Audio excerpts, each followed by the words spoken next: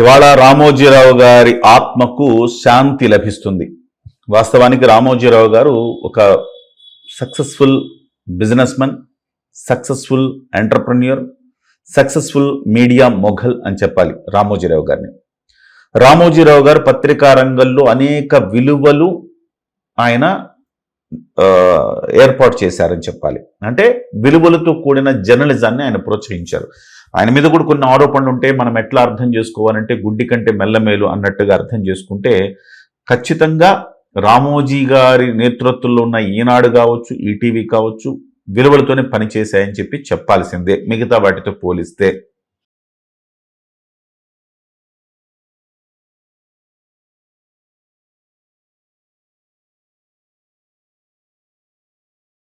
So ఇవాళ ఎట్లా ఉందో పరిస్థితులు మనం చూస్తూ ఉన్నాం. కానీ రామోజీరావు గారి సంస్థల్లో కూడా ఈవెన్ మార్గదర్శిలో కావచ్చు, ఇతర సంస్థల్లో కావచ్చు వ్యాపారాన్ని క్రమశిక్షణగా చేశారు. వినియోగదారులకి లబ్ధి చేకూర్చారు, వాళ్ళు లబ్ధి పొందారు. అంతే తప్ప ఎక్కడ మోసకారి వ్యాపారం అయితే ఎక్కడ చేయలేదు. అది మాత్రం వాస్తవం.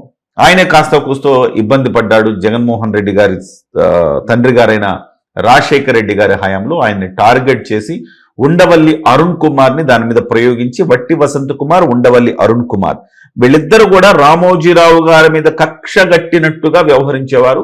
ఆ రోజు ఉండవల్లి అరుణ్ కుమార్ మార్గదర్శి మీద కేసేశారు.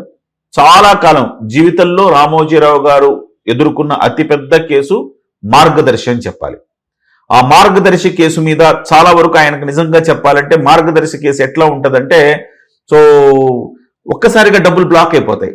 ఏదో జరిగిపోతుంది మార్గదర్శిలో అంటే ఆ తర్వాత ఇవాళ మార్గదర్శికి సంబంధించి సుప్రీంకోర్టు తీర్పిచ్చింది, ఆ కేసును కొట్టేసింది. ఉండవల్లి అరుణ్ కుమార్ చేసిన ఆరోపణలు నిరాధారం, కక్షపూరితంగా మీరు ఆరోపణలు చేస్తున్నారని కోర్టు తేల్చింది ఇవాళ. కానీ ఆ రోజు రామోజీరావు గారు ఎలాంటి సమస్యలు ఎదుర్కొన్నారు? ఒక్కసారిగా ప్రతి డిపాజిటరు మా డబ్బులు వెనక్కి ఇవ్వాలి అంటే ఏ సంస్థ అయినా ఎక్కడి నుంచి తెచ్చి ఇవ్వలేదు. డెఫినెట్ చాలా కష్టం అది. ఒక సంస్థ ఏ బ్యాంకులైనా కానీ గబుక్కని అందరిలో మా డిపాజిట్లు ఇవ్వమంటే చాలా చోట్ల ఆ డిపాజిట్లను చాలా చోట్ల వాళ్ళు ఇన్వెస్ట్ చేసి తిరిగి ఇస్తూ ఉంటారు. రొటేషన్ పద్ధతిలో సాగుతూ ఉంటుంది ఎప్పుడైనా వ్యాపారం. ఒక్కసారిగా అందరి మీద పడిపోయి మా డబ్బులు మాకు ఇవ్వాలి అంటే గనక ఆ డబ్బులు ఏ సంస్థ కూడా ఇవ్వలేదు. రామోజీరావు గారు కూడా అలాగే చాలా ఇబ్బంది పడ్డారు. తనకున్న సంస్థల్లో చాలా వాటాలు కూడా ఆయన అమ్ముకోవాల్సిన పరిస్థితి ఏర్పడింది. చాలా దెబ్బతిన్నారనమాట. ఒక రకంగా చెప్పాలంటే ఉండవల్లి ఉడుం పట్టుబట్టి దాని మీద రాజశేఖర రెడ్డి గారి హయాం ఎప్పుడు 2004 తర్వాత జరిగిన పరిణామాలు ఇవన్నీ కూడా. సో రాజశేఖర రెడ్డి గారు తనకు వ్యతిరేకంగా ఆంధ్రజ్యోతితో పాటు ఈనాడు పత్రిక పనిచేస్తుంది కాబట్టి ఈనాడు పత్రికను దెబ్బకొట్టాలంటే ఈనాడును ఏం చేయలేం కాబట్టి మార్గదర్శిని మనం గనక దెబ్బకొట్టగలిగితే రామోజీరావు గారి వ్యాపారాలన్నీ కూడా ఖతమవుతాయి. కాబట్టి ఫైనాన్షియల్గా ఆయన స్ట్రగుల్ అవుతాడని చెప్పేసి ఈ రకంగా ఆరోపణ చేయించి పెద్ద ఎత్తున దీన్ని ముందుకు తీసుకెళ్లారు. దాదాపు 20 ఏళ్ల పాటు పోరాడారు రామోజీరావు గారు. వాస్తవానికి ఈ కేసుకు సంబంధించి పూర్తి విముక్తుడు కాకముందే రామోజీరావు గారు జీవితం నుంచి విముక్తం చెందారు. ఆయన చనిపోయిన ఎక్కడున్నారో కానీ మొత్తం మీద అయితే ఇవాళైతే కోర్టు దీని మీద చాలా సీరియస్గా తీర్పిచ్చిందని చెప్పాలి. విచారణ సమయంలో సుప్రీంకోర్టు ఉండవల్లి అరుణ్ కుమార్ తీరుపై తీవ్ర ఆగ్రహం వ్యక్తం చేసింది. ఈ పిటిషన్ దాఖలు చేయడానికి అసలు మీరెవరు అని ధర్మాసనం నేరుగా ప్రశ్నించిందట. తొలి నుంచి ఈ కేసును పరిశీలిస్తే ఇది ప్రజా ప్రయోజనాల కోసం కంటే కూడా మీ వ్యక్తిగత వివాదంలాగా కనిపిస్తోంది అని ఘాటుగా వ్యాఖ్యానించింది. అంతేకాకుండా ఈ కేసులో మీరు వాదించే కొద్దీ మీపైనే అనుమానాలు పెరుగుతున్నాయంటూ జస్టిస్ ఎంఎం సుందరేష్ స్పష్టంగా సంచలనమైన తీర్పునిచ్చారు ఆయన. సో మార్గదర్శి తరపున సీనియర్ న్యాయవాదులు సిద్ధార్థ లోత్రా, నాగమత్తు వాళ్ళు బలమైన వాదనలు వినిపించారు. డిపాజిటర్ల ప్రయోజనాలకే ప్రాధాన్యత ఇచ్చారు. ఇప్పటి వరకు దాదాపు 2500 కోట్ల రూపాయల డిపాజిట్లను తిరిగి విజయవంతంగా చెల్లించారు. క్లెయిమ్ చేయకుండా ఉంటాయి కదా, వాటికి సంబంధించి ఎస్క్రో అకౌంట్ ఒకటి ఓపెన్ చేసి అందులో పెట్టారు 5.23 కోట్ల స్వల్ప మొత్తం.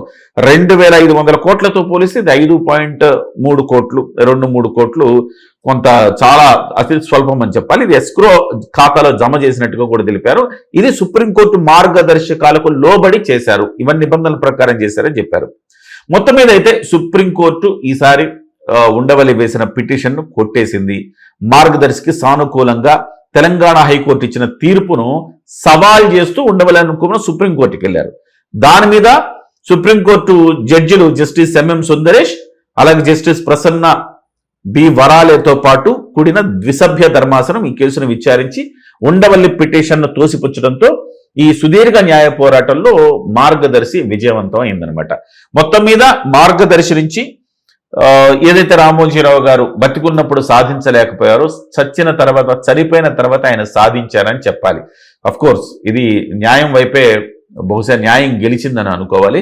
రాజకీయ కారణాలతో 22 ఏళ్ల పాటు రామోజీరావు గారిని దాదాపు 2 దశాబ్దాలుగా కాంగ్రెస్ పార్టీ నాయకుడైన ఉండవల్లి అరుణ్ కుమార్ ఇబ్బంది పెట్టాడు. మొత్తం మీద ఒక న్యాయపరమైన తీర్పు అయితే వచ్చింది. ఇది ఉపశమనం రామోజీరావు గారికి కావచ్చు, ఈనాడు సంస్థలకు కావచ్చు, వాళ్ళ కుటుంబానికి కావచ్చు. ఇది ఒక పెద్ద ఊరటని మనం చెప్పాలి.